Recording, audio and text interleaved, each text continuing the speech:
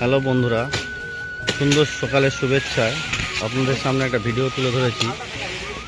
এই যে রাস্তাটা দেখছেন ঝোপঝাড়, এটা আমাদের জিউলিতলা বাজার থেকে ভাটিদা পর্যন্ত প্রায় 1.25 কিলোমিটার রাস্তা। বর্ষার বৃষ্টির কারণে প্রতি বছর এই রাস্তাটা ঝোপঝাড়ে পরিণত হয় এবং রাস্তাটা খুবই সংকীর্ণ।